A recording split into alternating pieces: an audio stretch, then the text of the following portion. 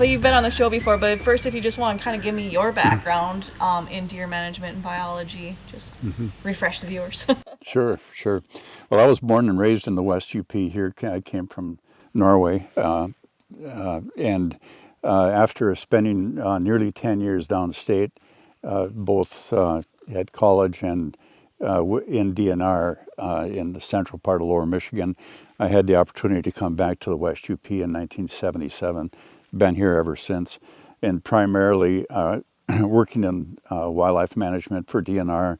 Retired after 30 years of service in 2002, and and then started a company called Iron Range Consulting, and we do private land management for people, and we market timber, and we make management plans, usually sort of leaning toward the wildlife end of things because of my background. So that's sort of the roughly where I've been and what I've been doing for the last 40 some years. 2023, there was that low deer harvest. Where do you see our deer population right now? I think our deer population in the Upper Peninsula is in a fairly sad state right now, and I would say they're down on their knees, so to speak. And I think we are going to have to do some real dramatic things in order to bring this population back to a point where people are satisfied with the number of deer around. And when you have nearly half of the land surface in the Upper Peninsula with less than 10 deer per square mile and probably closer to 5 deer per square mile, you're at a point where you're almost at an unhuntable population. And that's a serious situation to be in. And, in the central part and the southern part of the Upper Peninsula, the situation is different. Here in southern Iron County, there are more deer than that. And certainly southern Dickinson and most of Menominee County and parts of Delta County, deer numbers are still fairly good. But when you go north of that or east of that area, things are pretty rough, to say the least. Probably fewer deer in most of the Upper Peninsula right now than we had during the pine era when the original forests were being cut, or shortly thereafter.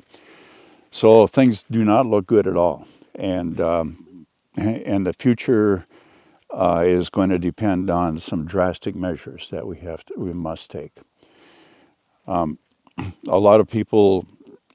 Of course, the primary reason that people are giving for these low deer numbers are the appearance of wolves on the landscape and predators in general.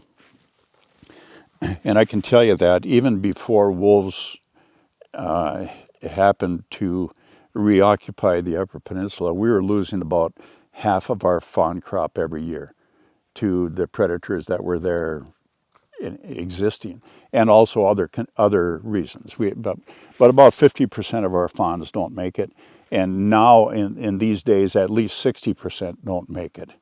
And after a difficult winter, and during a difficult winter, we could lose up to 70% of our entire deer herd, which means all of the fawns from the previous year would be lost, and also a majority of the fawns that are in utero during the winter will be lost upon birth. So we're in a situation where this deer herd is in a precarious position, for sure. And I'm going to stick with the predator situation for a minute, because most people are blaming predators because it seems like a direct relationship between numbers of predators and deer, and it is not. However, the predators that we have in the landscape in the UP right now take more deer every year than hunters take, by quite a measure. So that gives you an idea of how much impact they have. The number one predator in the Upper Peninsula on whitetail deer are coyotes. So there's why don't we harvest more coyotes? Why don't we take more coyotes? Well, the truth is that both the state and federal government for decades and decades and decades tried to reduce and remove coyotes from much of the United States, never were successful, and we're not going to be successful now. It's not going to happen. You can take as many coyotes as you want, and you'll never catch up to a coyote population by shooting or trapping them. There's no way. They are too productive. So black bears. Black bears are an important predator on white-tailed deer in about the first 6 weeks of a fawn's life. After that, usually fawns can evade black bears. But in that first 6 weeks, black bears and some individual black bears particularly focus on fawns, and so they're a significant predator. So a lot of folks say, well, we can reduce the black bear population. Not likely, mostly because there's an awful lot of people, 40,000 or so people every year that want to hunt black bears. And there's a lot of demand for black bears. So the people in Michigan want a very robust black bear population. So I don't see the black bear numbers going down very much at all in the future. So we've dealt now with coyotes and black bears. Let's go to gray wolves. With wolves, adult wolves require about 10 pounds of red meat per wolf per day. That's a lot of food. And when I say that, people are going to automatically say, well, they're going to kill that many deer to have 10 pounds per wolf per day. Not necessarily, because there are some deer that are predisposed to predation. They're weakened from the winter, or they're wounded, or they're hit on the highway and dragged off by wolves. So it's not a direct relationship. However, where wolves are, deer are going to be their primary component of food. And about half their diet every year is white-tailed deer. About 50% of their diet. That still amounts to about 9 or 10 pounds of red meat per day per wolf. So they're a significant predator. That is for sure. So folks have said, well, why isn't the DNR managing these wolves? And it's been said time after time after time that they're on the endangered species list. And I'd like to think that they're going to come off the list, so some more regulation of the wolf population might be possible. But here's my prediction: they aren't coming off anytime soon. And if they do come off the list, a hunt won't happen anytime soon. I just don't think it's going to occur. There's a lot of people who revere wolves, and when it comes right down to it, the people who revere wolves outnumber by far those people who disdain wolves. And it's going to come down to a decision made by the agency, maybe DNR, that they're going to try, I think, a wolf season, and I don't think the public's going to put up with it, frankly. I don't agree with that, but I believe that that's the truth. I don't think it's going to happen. So we've got some other incidental predators. We've got bobcats, which are extremely effective on deer, but they're relatively sparse on the landscape, and they don't affect deer that much. They're pretty much a small mammal predator. And then we have this population of cougars that is coming through. I haven't seen any evidence of them producing young yet, but adult cougar, of course, is a real predator on whitetails, but again, relatively minor, So the drains on our population from predators are pretty significant. Today's Discover the UP podcast is brought to you by Hardcore Outfitters of Iron Mountain. Hardcore Outfitters strives to promote and instill an enjoyment of the outdoors for all ages and individuals. Whether you're already an avid outdoors person who enjoys the thrill of the hunt, or newly learning the art of archery, sharpen your skills at their indoor archery range and check out their line of products from Matthews, Hoyt, Bear, Raven, Centerpoint, 10-Point, and Wicked Ridge. If being on the water drives your passion and has you hooked, they have an impressive selection of year-round fishing gear, plus a full-service bait shop and the largest selection for fly fishing the UP. Go to Hardcore Outfitters in Iron Mountain, tell them I sent you, and discover what outdoor hobby or adventure awaits you. But remember, the drains by people are equally significant. So after going through that litany of predators and the fact that we're not going to really be able to control predators, so the next question is then, are we going to restrict ourselves to allow this deer herd to improve and increase? I think that in the Upper Peninsula, the most important deer on the landscape is the adult doe. Absolutely the most important animal. That's the only way that this herd is going to increase in the future, is by a relatively strict protection of those antlerless deer, especially the adult does. The deer population is a matriarchal society. It's led by those adult does. They are very productive. There's no such thing, or rarely such thing, as a dry doe. They are capable of producing fawns until they're 12, 15 years old. And if it's production of fawns and recruitment of those fawns into a breeding population, that's going to mean the future of our deer herd.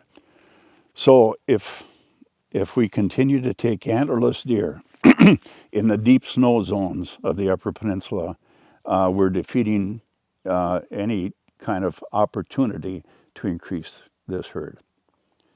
And I believe that antlerless deer should be off limits for taking in the deep snow zone, and in most years, even in the moderate snow zone.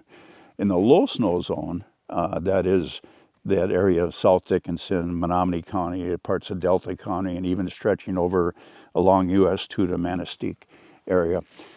In that area, it's a different story, and we should be, in my opinion, we should be aggressively shooting antlerless deer there to keep that population in check. I've seen what happens with populations that are out of control in southern lower Michigan, and it is not a pretty sight. It's not at all anything we want to have in the UP. And I don't think the agricultural community will stand for it up here either, and they shouldn't.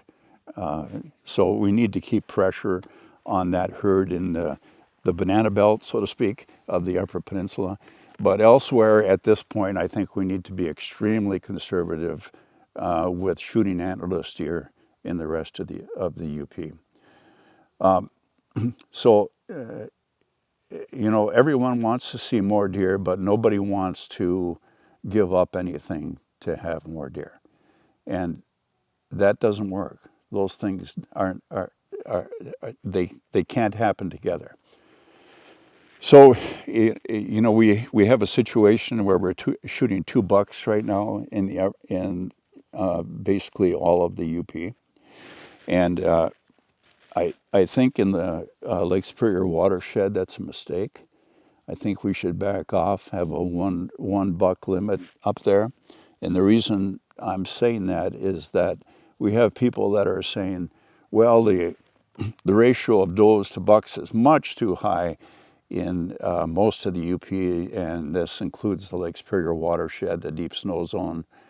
And at the same time, those people want to have the opportunity to shoot 2 bucks. That doesn't make sense, does it? So when you can't speak out of both sides of your mouth. You either gonna sacrifice something to allow this deer herd the opportunity to respond, or else you're going to hold them down. When you're losing over 60%, you're losing 70% of your deer to predation already. So you've got 10 deer, and you take out of that 10, you take 2 bucks. If you had taken 1 buck, there'd be 9 deer left for the predators to have their impact. Now you've taken 2 bucks. Now there's 8 deer left for the predators, because they're going to do what they're going to do. You can't say, oh, wolves, you got to cut back 20% this year. No, they're going to do what they're going to do. So the only people, or the only part of this system that has any control is what we do. And there's a lot of people that just want to blame it on the wolves or blame it on something else. And they don't want to use the biology that we know to make the best decisions. So there's a time, though, that we should be really flexible in deer regulations.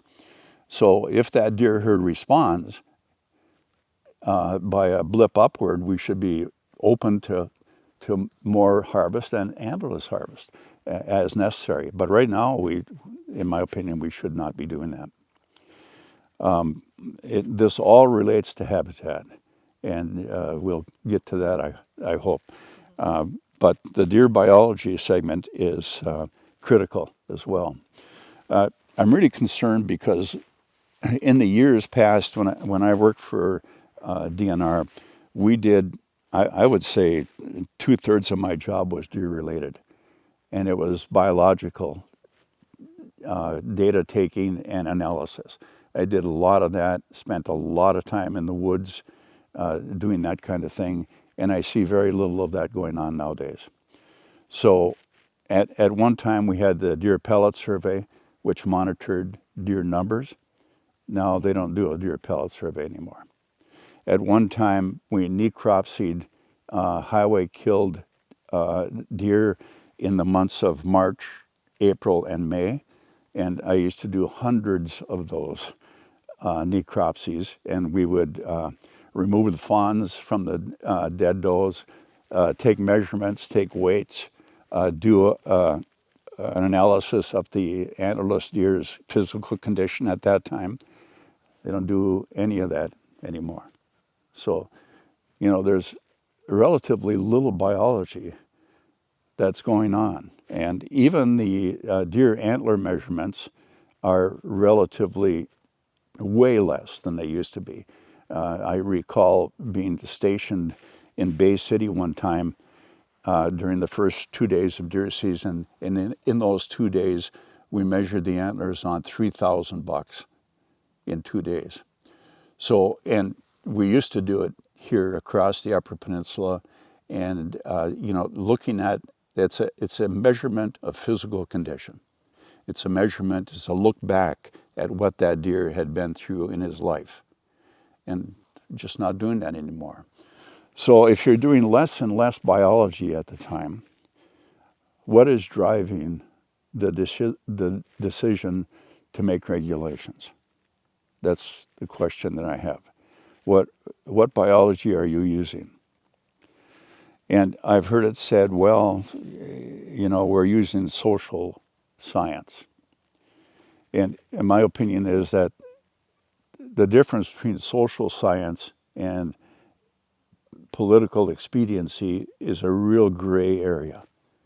And I think it leans toward politics way too often. So that's not a very happy picture that I just painted, I know. But in order, if you want things to improve, the old saying is, if you're in a hole, best thing to do first is to stop digging. And that's where we are right now. You got to stop digging. We got to start building. We got to start crawling out of this hole. And it's possible. It's not something that takes place overnight. It's not something that takes place in 1 or 2 years. It's something that we have to build for the not only the immediate future but the long future. There have been many surveys of Michigan residents and asked them their opinions about wildlife management in Michigan. What do they want to see? Why is it important? Every single survey comes out with the same thing. It's important that we manage wildlife on a scientific basis for not only for our use, but the use of future generations. And I think we're threatening future generations with our deer management in the Upper Peninsula right now. I could see a time when, if things continue to go badly, I can see a time when deer hunting no longer exists in large parts of the UP. Today's Discover the UP podcast is brought to you by Big Valley Ford Dodge Chrysler Jeep in Ewan, Michigan. When I'm traveling around the UP, I'm surprised and not surprised by how often the vehicle in front of me has a Big Valley sticker on it. Big Valley Ford Chrysler Dodge Jeep Ram is located in the tiny town of Ewan on the west end of the Upper Peninsula. People from across the region buy their new and used cars and trucks from Big Valley, and they drive all the way back to Ewan to get them serviced. Which reminds me, I'm probably due for an oil change myself. I'm on my 4th new Ford vehicle with over 500,000 miles under their tires, so I'm probably due for a tire rotation too.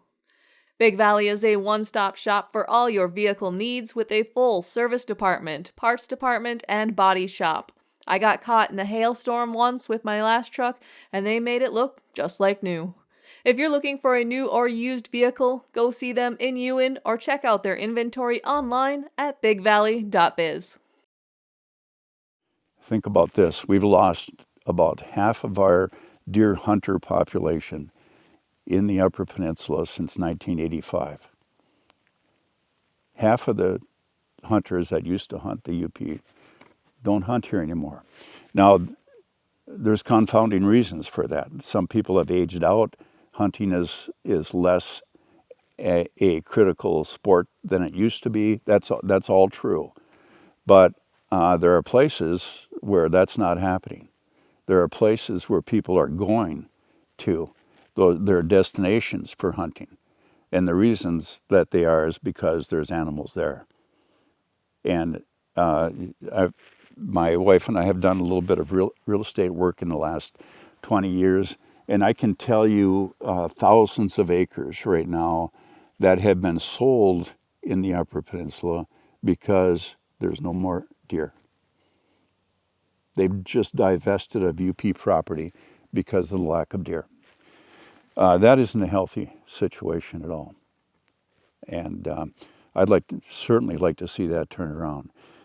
So some people say, well, yeah, we don't have as many hunters here anymore, so that's a good thing. Well, consider the economic impact of that, what that has done. And I've had people in the forestry business tell me, there's less hunters now, and looks like hunting is going down, so we don't have to really be that considerate of wildlife when we're managing our forest lands, do we? And that's serious. That's serious. So none of this is a very bright picture, I know, and I'm sorry about that. But let's face the facts and ask ourselves, where do we want to be? Which brings up a critical thing.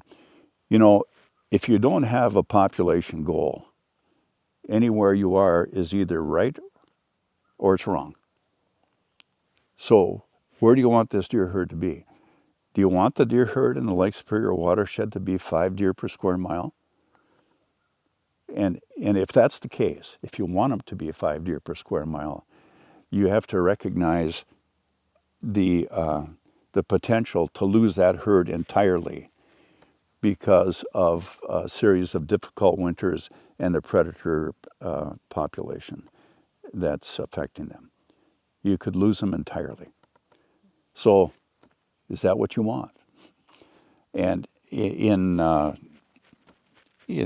banana belt down here, do you want 50 deer per square mile? In areas that are close to Wisconsin and CWD populations there, do you want that high a number? And if the answer is no, and it should be no, what are you going to do to bring that down? And what number is the right number? But right now, nobody's even suggesting that there should be a number. But, as an agency, look at it this way. I sort of get the impression that, well, if there isn't a number, we can't be held to it. And I think that's a disservice to the public.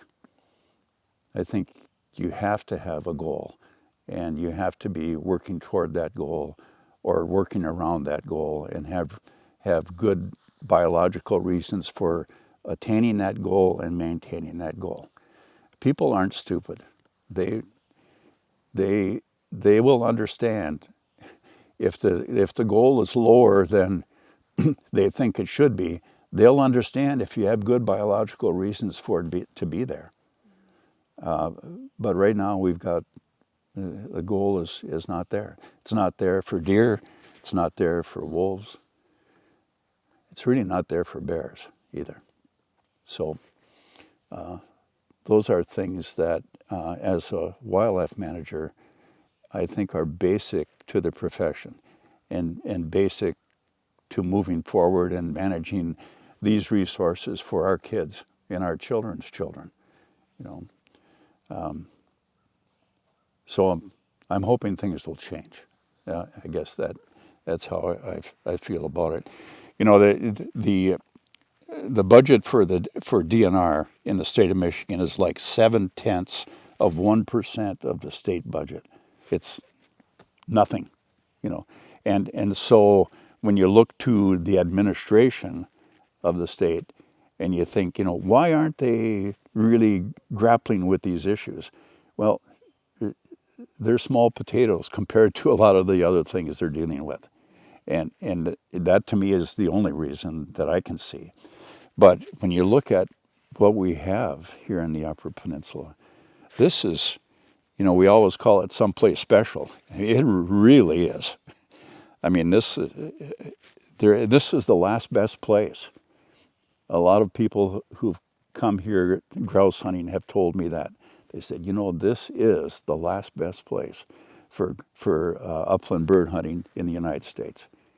And I think they're right. So, we have so much potential here to do great things.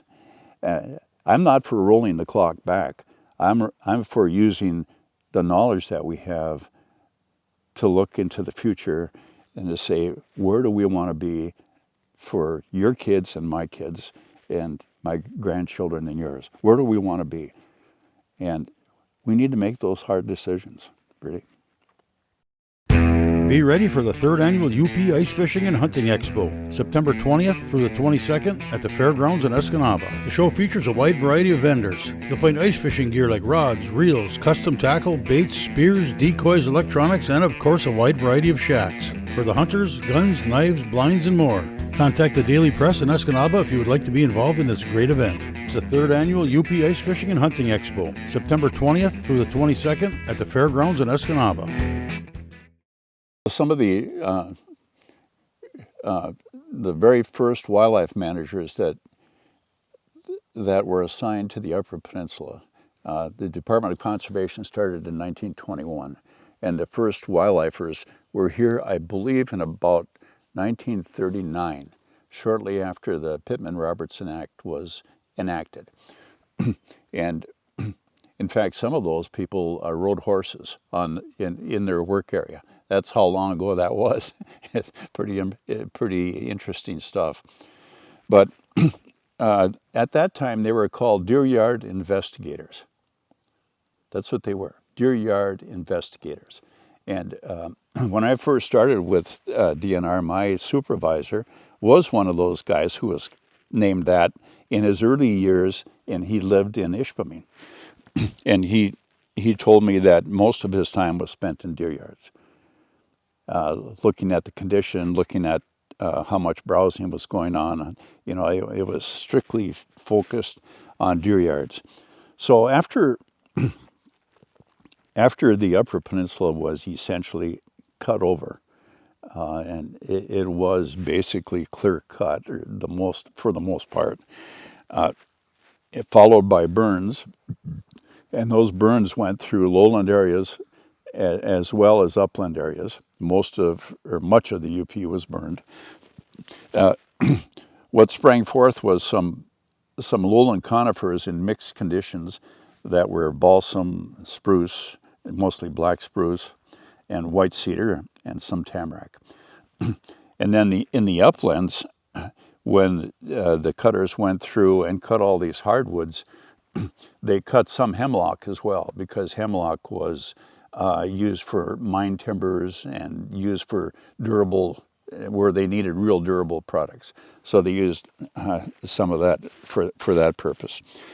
So after the burns went through, these swamp areas sprang forth with a lot of cedar. And if you go into some of the cedar swamps, even now, most people don't even like to do this. If you go into those swamps, you'll find occasionally this big old giant cedar tree that might be almost 3 feet through in the trunk, and it's standing there as a dead spire. Well, that tree survived the burns and it gave out lots of seed in this freshly burned landscape. That seed popped up as the cedar stands we have right now. Most of our cedar stands in the UP are between 100 and 150 years old. Almost all of them are about that age. You get along the lake shores and some of the old, especially if you get a mixture of hemlock and cedar, you'll find 200-year-old cedar or even older, and some of the hemlocks are that age. Cedar tree can live to be 400 years old, but it would be declining in the latter part of its life. But so those cedar stands have formed the nucleus of our deer winter range, the population of deer that we had in the 30s and 40s and 50s, and to this day, they have formed a nucleus of that thermal cover or shelter that deer need so frantically here in the Upper Peninsula. So 100% of our deer, and when I say 100%, it might be 98, it might be 95, but about 100% of our deer in the wintertime occupy about 17% of our landscape. And that 17% is thermal cover.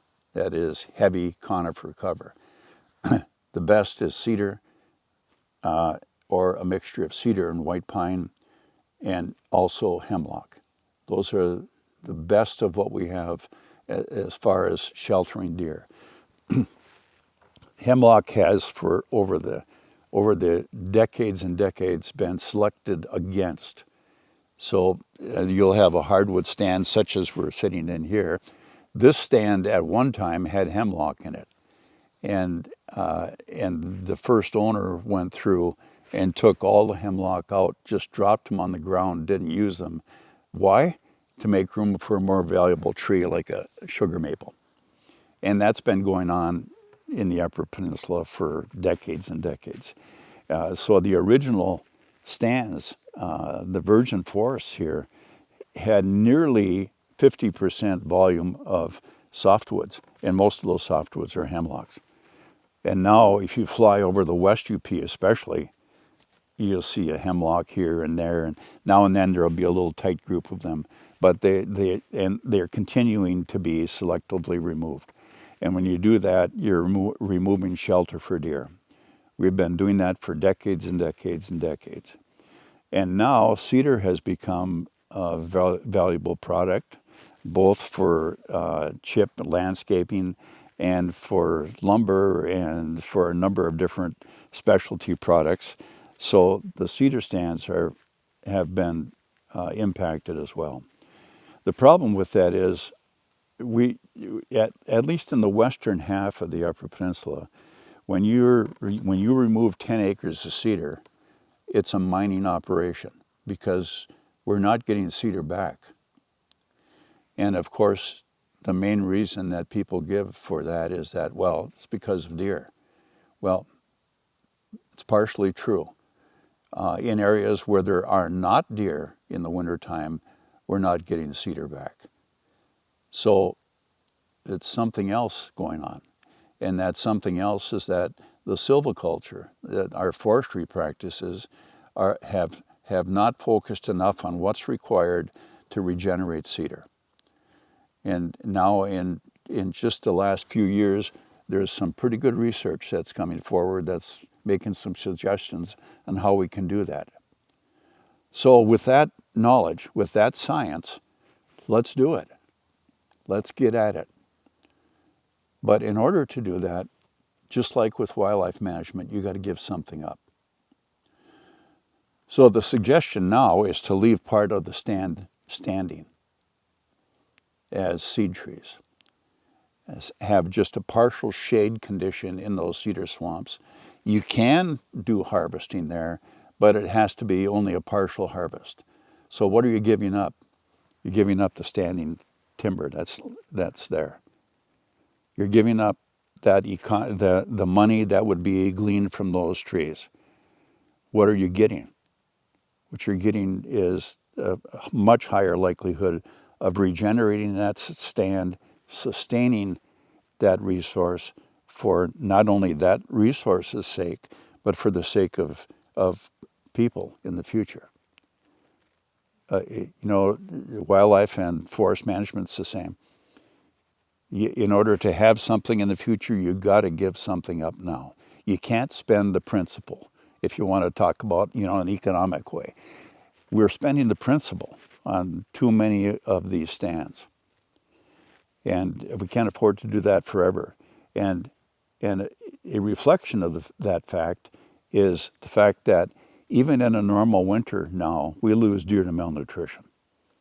Why? Because we don't have the shelter to hold those animals, even in a normal winter. Man, so what are we going to do? Well, right now, we're pointing fingers. It's their fault. It's his fault. It's that guy's fault, or it's these people's fault. That's not a good approach. We have to look at the long run here.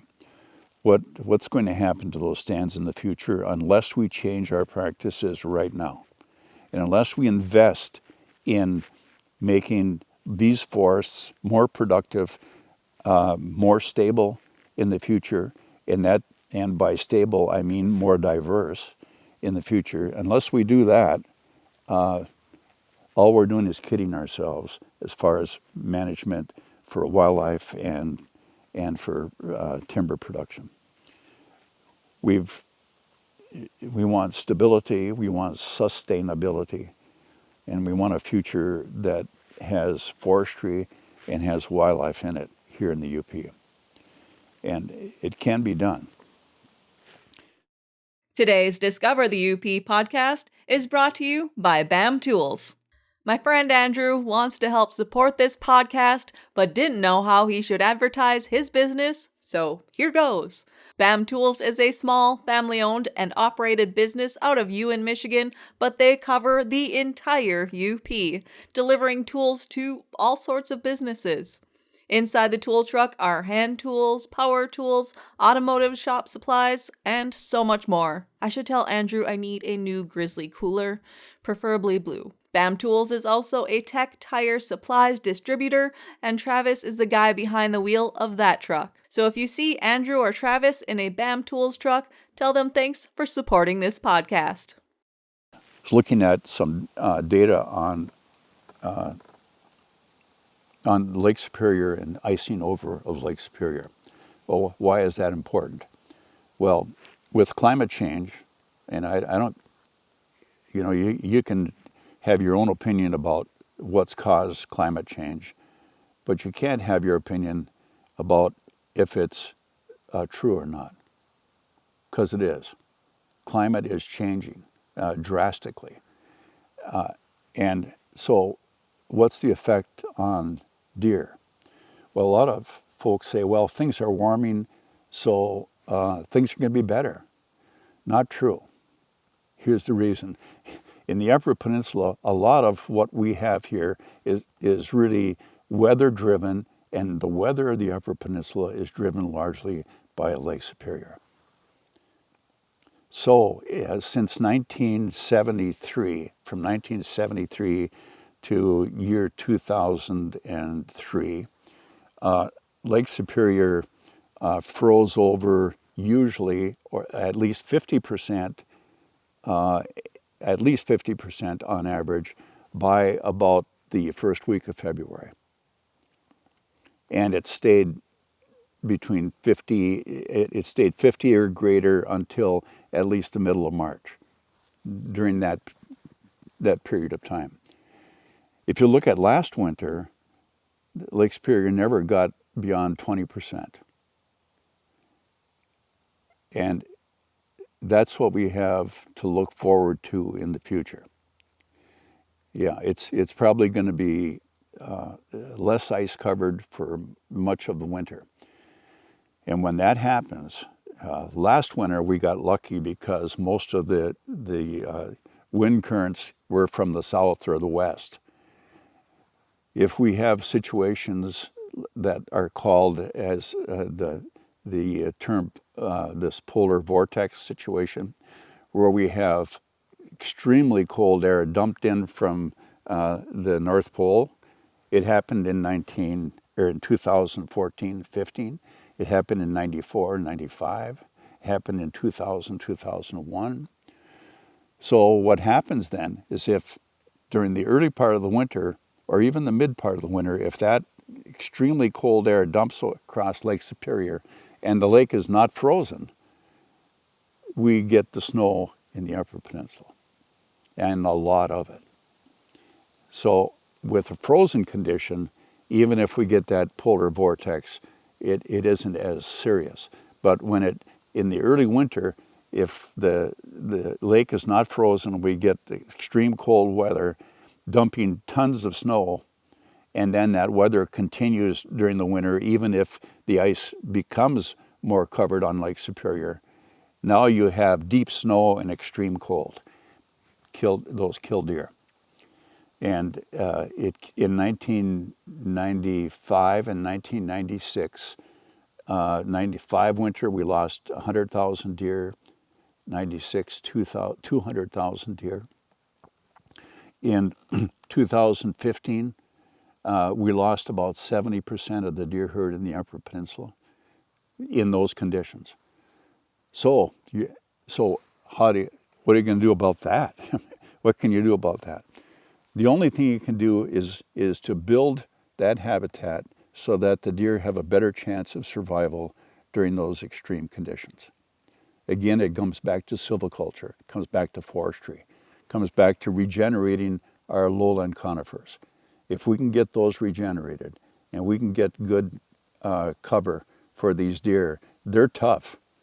They can withstand some extreme cold, but extreme cold and deep snow is a death knell for deer. So we have, again, it's up to us. You want deer in the future, you've got to rebuild those swamps, the deer winter range. You've got to do it. If you don't do that, then you have no control at all. That's where we are right now. We have no control. Yeah. How long will it take? I mean, so say if we started today, we're going to make a mission to rebuild these. Yeah. How long would it take? 20 years minimum. At 30 years, things are getting better. And beyond that, we could really reap a lot of the benefits.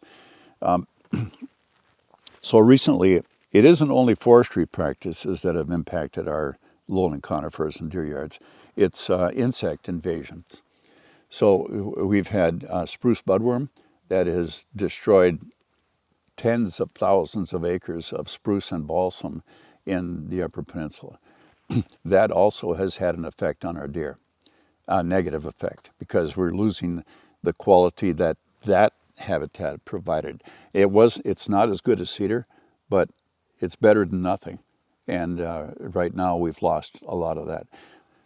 The good news, the one blink here of light and good news, is that those stands appear to be coming back naturally in a pretty heavy condition. So I'm thinking that depending on when they died, It could have been last year, it could have been 15 years ago, because that's how long this spruce budworm epidemic has been going on. In another 10, 15 years, we're going to start seeing some of the benefits of that. But we can't depend on spruce and balsam to hold the kind of deer that we want to have here in the UP. So none of this is easy, and I don't think anybody ever said it was going to be easy. It's just not. We've lived during a period of time when the natural conditions were such that, and with the advent of more forest activity going on, we went through a lot of mild winters, especially in the 80s. A lot of mild winters, and then a huge increase in the amount of timber that was cut during the wintertime, which directly fed deer. And so mild winters and a lot of timber cut in the winter, fresh tops on the ground and so forth, allowed this herd to just explode. But now that was this cycle, and now we're on this cycle, and we're taking that nosedive. So in order to pull it up, you have to invest and you have to commit. And there's not many people that want to commit nowadays, So that's a concern of mine. That's what I was just going to ask. I mean, so at one point, that was probably like the early 90s, mid 90s when we were up? Yeah, okay. 93, 94, and then we got the winters of 95 and 96. And some people say, to this day, they say, we never recovered after 95, 96. Well, no, you didn't. Because what happened is we had way too many deer on the landscape at that time. And when those winters came, that was a come to Jesus moment. That herd just crashed. And then since then, they haven't been able to recover because we don't have the habitat to hold them anymore. We'll never have what we had then. No, I don't ever see the population of deer in the Upper Peninsula rivaling what we had from, probably 88 through 95, right in there. I don't think that's going to happen again. What would be like a number that hunters would be happy with, that everybody would be, happy with? Well, the way that information is being taken nowadays, I think a number that we should look at and think about, and a goal that we should have, is to have buck hunter success across the Upper Peninsula at the level of about 30%. If we could maintain 30% buck hunter success, I think people would be satisfied with the number of deer in a herd that provides that number of bucks. And we were there. We were above that for a number of years. But recently, no. Like in the Lake Superior watershed especially, we're probably 12%, 15%. It's bad. We ought to be able to at least double that. And here we'll be in the central areas, mid-snowfall zone, we should be able to do that relatively easily. And the Banana Belt area, that'll never be a problem. The problem down there will be keeping the numbers down. But in the mid and high snowfall zones, we got to work to get there. Yep. And so I would go with that. Because I don't see the department ever going back to trying to figure out how many deer there are in the landscape. They won't go back to a pellet survey. They may go they're working on research on a camera survey that looks like it has a lot of promise, and that would be great. If given the assumptions and limitations that has. If we can get something where we can really depend on that camera survey, that'd be great, because it would minimize the amount of effort and money that has to go into a survey, and it would be scientifically defendable. That'd be great. But right now, as it is, the best information we have is relative success, because everybody's required to register their deer now. And people should do that. They really should. I know there's some resistance to it, but UP hunters have been asking for years and years, decades, to have a deer registration system. Well, now you've got one. And it's fairly simple. It's not really difficult for you to do this. And from what I know, the DNR isn't trying to get any information on you or where you hunt or anything like that. Just a matter of counting the harvest. And you really people ought to comply with that. That's for sure. Today's Discover the UP podcast is brought to you by Cooking Wild Seasonings. Cooking Wild Seasonings. Flavor and meat. Just mix, heat, and eat. That simple? You bet. Now even easier with our new grab-and-go 4-pack cartons. 4 combinations to choose from. Whitetail Hunter, Deer Camp, Summer Sausage, and Fresh Sausage. Make it fresh, make it yours. Make it easy. Grab a 4-pack today. Available at various locations, including all Chris Northwood's neighborhood store locations. Find out more about Cooking Wild Seasonings at cookingwildseasonings.com. I was doing some online digging. I mean, there was some work a while back trying to, I think after that 2014, 2015, trying to get private landowners to, buy into and start, maintaining their habitat, those complexes. And you had that habitat work group and everything. Was a lot done, or was just not enough done during that time? Yeah, it's the habitat work group is still in existence. Yeah, and and the Habitat Work Group has applied for and received grants from the Wildlife Division of DNR, large grants, and we've been successful in every year that we've applied for a grant except one year. This year we have a grant for, I believe it's $146,000, and that money will go, now that's license money, and that will go directly on private lands that have deer winter range on them to improve or reestablish conifer cover. That's where all that money goes. So we put we're I think in excess right now of $500,000 in that program. We've been in existence for 8 years. I hope that we are able to continue this process.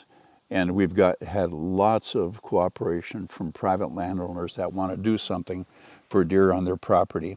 But again, it's focused on winter range. That's what that money is used for. So, yeah, we're making some progress there. The other thing that group has done is it's really elevated the fact of deer winter range in a lot of people's minds now. So, there's about a dozen people that are in that group, and they represent federal land, state land, private land, the timber industry, and conservation districts and so forth. And what we're doing is elevating their sensitivity to deer winter range. So it's not only what you're doing on the ground as far as acres that you're improving, but it's acres that you're preserving also. By increasing their knowledge of and concern for deer winter range, a lot of those stands that might have been degraded probably are still standing there. So, and that's hard to put a figure on, but I think we've been successful in elevating the whole matter of deer winter range in the public's eye, and we need to keep that. It's like giving a talk to a parade. You're talking to somebody and they walk by, then there's the next guy, they walk by. So you have to keep that message going, because there's a lot of people that aren't really aware of what the issues are. But shows like this, I think, are helpful. And some of the issues we've had are what I call silo issues. People, they're in their little niche and they don't want They don't want you to talk about silviculture because that's my business, or they're in the wildlife business and they don't want you telling them how to manage wildlife because that's what I'm trained in. Well, you really need to have a lot of cross-pollination going on there for the benefit of the public. And we need a lot more of that, a lot more transparency, a lot more of admitting that we don't know everything. You know, we've got good data on where many of our deer winter. You know, it's not 100% complete, but it's pretty darn good. And so we know that, you know, deer on average move about 10 miles from summer range to winter range, but there's some deer that will go as far as 50 miles. I mean, it's amazing. You know, we've had deer that have been marked in northern Menominee County get struck on the highway near Michigami. That's incredible. It's an incredible movement. Not compared to mule deer. You know, mule deer will go a couple hundred miles, but yeah, for Michigan, this is really unique. Deer generally in Michigan don't move as much as they do in the UP, and they move in order to survive. Yeah. So as you get near Lake Superior, a lot of the cover that's available to them is closer to the lake, and as you get right near the lake, the snow depths go down. So that's where deer are. The Huron Mountain Club is an example of that. A lot of deer move into the Huron Mountain Club area during the wintertime, right on the lake shore, because there's less snow there than there is just inland. For example, in Ishpeming, a lot more snow than there is on the shore of Lake Superior in the Huron Mountain Club.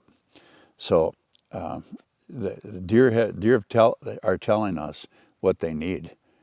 You know, we just we need to pay attention and make the necessary changes. You know, the other thing that goes on in this state is that right now we have about as many hunters in the Upper Peninsula as there were during the Second World War. And most of the hunters at that time were off to war. That's how few people we have that are hunting deer up here right now. It's pretty amazing, you know, to have this few people. And so if you're an administrator and you have 600,000 deer hunters, but only 50,000 of them are in the Upper Peninsula, where do you put your priority? Yeah, where do you spend most of your time? Where do you think most about deer? And where do you listen to the public the most? You know, put yourself in their position also. So in order to get something done up here, we need to make sure that the deciders understand what we're up against here in the UP. Because most people who are really the deciders don't spend much time up here. They don't often they don't know a lot about the Upper Peninsula deer dynamics, and they certainly don't know anything about Upper Peninsula culture. And deer are part of our culture, a pretty darned important part of our culture, and that's one of the primary reasons that I feel so badly about the number of deer we have right now, because it's impacting the culture of the Upper Peninsula. We have camps that are being sold because people don't want to go there anymore. There's no deer, you know. So you lose that whole family atmosphere. Older guys are just saying, "Oh, it isn't worth it," you know. Let's do something else, go somewhere else, and that to me is really sad. Yeah. So obviously you said habitat's going to take 20, 30 years to regen that. I mean, and they say that there's little that we can do regulatory to, you know, we don't have very many strings to pull regulatory. Is there anything that we can do, like, in the meantime while we try to build that habitat up? Well, building a habitat is a full-time job, that's for sure. And so we need to keep that up. But the thing we can do is with regulations, and we go back to deer biology itself. The only way the rebuilding of the UP deer herd happens through the female segment of the herd. It's the only way it happens. That's the only way. So, what are you going to do with the adult females that you have? And right now, I see that our regulations for this year are allowing 500 permits here in the western UP for antlerless hunting. I think that's a mistake. Those every adult doe is a precious commodity now in the mid and the high snowfall zones. Every one. And they may be legal to hunt, but the question is, are you willing to give something up for the future? Because the future is with that adult doe. And we need to be much more conservative with them right now. And you're talking to a person who doesn't, I don't mind having antlerless deer seasons at all. When it's necessary to do, I'm all for it. But when you know biologically that this could be harmful, there's no excuse for doing it. Today's Discover the UP podcast is brought to you by Copper Shores Community Health Foundation. One of the biggest opportunities that we have in Michigan's Copper Country is the Copper Shores Community Health Foundation. They are 100% focused on improving the health of our community with hundreds of thousands of dollars in grants and scholarships each year, as well as incredible programming like Meals on Wheels and a victim support team that helps victims of any crimes, and a team focused on improving the mental health of our residents. These are really invaluable resources for our area. I've assisted Copper Shores with local photography and videos and have seen firsthand the impact that they make. If you want to see the amazing work they do and maybe even support it by becoming a donor, visit coppershores.org. So thank you to Copper Shores for your support of this podcast. I think this fall's deer hunting is going to be an improvement over last year. And you're going to see it mostly in the central and southern portions of the UP. But there will be an uptick in the Lake Superior watershed as well. And the reason for that is, of course, the fawns that went into last winter have a high probability of having survived the winter. At least weather conditions were probably not, wouldn't be responsible for them dying. So, other than predation, you're going to see a bit of an uptick this year, and it'll be in the 1.5 year old age class. So, fawns that were born in the spring of 23 will be the males will be your spikes and forks and 6-pointers this year, and you're going to see an uptick in those deer throughout the Upper Peninsula, I think. But when your numbers are extremely low to begin with, it isn't like it's going to rebound the herd. There's going to be a bit of a jump. And you'll see more deer because both males and females would have survived last winter. So the question is, what's going to happen this winter with the 2024 fawn crop, which is going to be a very good fawn crop. If we have a difficult winter, we'll definitely lose half. But if we have a difficult winter, we'll lose more than that, maybe most of them. But we will, as a result of what's gone on just in the last 12 months, we're going to see more deer this year, for sure. But you just can't be lulled into thinking, well, things are getting better, because this is a blip due to last winter, which was essentially a non-winter, as everybody knows. But we will see a bit of an increase. Just a couple weeks ago, I saw a set of triplets triplet fawns. That's only the third set of triplets I've seen in the Upper Peninsula in the last 40 years. So, that's directly a response to last winter. And I've seen quite a few twins, and a lot of adult does have fawns, in tow right now. So, yeah, we had a great winter. We had obviously a really good fawn crop. So, yeah, you'll see a blip this year for sure. What is the average life expectancy? What average age or life expectancy of a deer, whitetail deer up here? The average age of a buck is probably, right now in the UP, is probably closer to 2 years old. And the average for does is probably twice that. Yeah. But, the longevity records, doe can be 15, 20 years old. Bucks usually don't get that to that age class, even if they're not hunted, because there's so much stress during the breeding season that they usually come out of that breeding season in pretty rough shape. And again, Canada is a good example of that. Some of the deer that are harvested up there, we look at as they're being skinned. They're just beat up.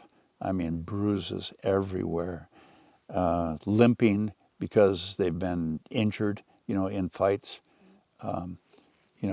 Eyes poked out, and that all contributes to a shorter life.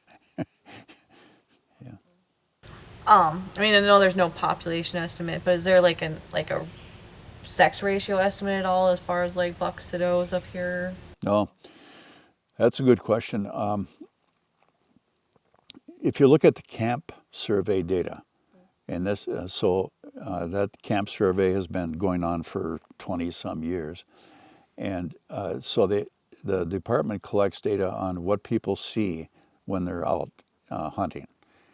And the first couple days of season, the ratio between antlered deer and antler-less deer has been about 3 or 3.5 antler-less deer to each antlered deer that they see. Now that's the first couple days of season. After that, the antlerless number goes way up real fast because number one, bucks are shot, and number two, bucks just naturally and normally get more wary more quickly. So then you're talking 12 to 1 or 14 to 1, and everybody, a lot of people say, well, that proves it. We're, our herd is way out of balance sexually, and those bucks are not breeding all these does, and none of that is true. Essentially, all the does are getting bred. They're all getting bred in a timely fashion. There's about 2 or 3 years ago, when they were doing the predator prey study up here, they did some real careful analysis of fawn birth dates. So they'd go out, they had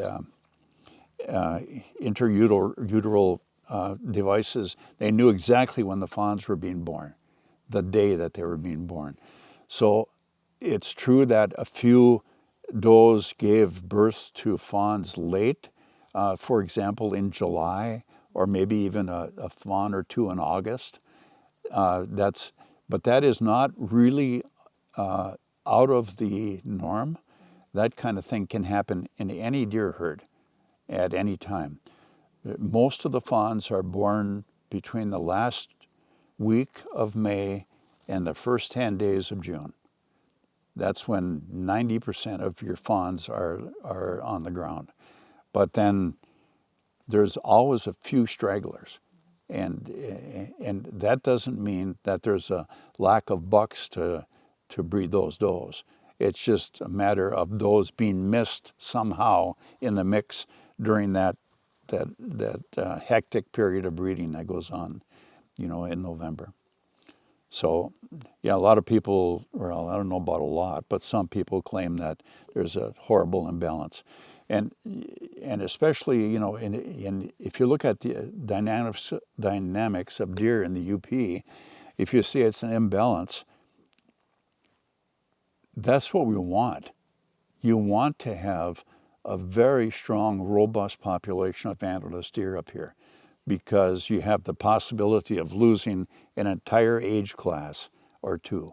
And the only way that you can recover from getting hit that hard by winter conditions is having a lot of older age class females in the population. So that's, to me, that's a sign of good health for the UP deer herd.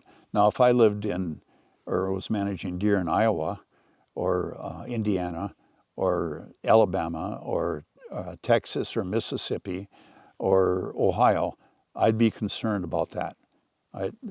I'd want that ratio to be much closer to even. They're born in equal numbers sexually, so you want to bring that down when you're in places that have such high potential for reproduction and low potential for losing deer. But here, you got to have those old breeding does. But going back to that 2014, 2015 winter, and you said we lost a lot of deer that winter. I mean, the population did rebound. Yeah. It did.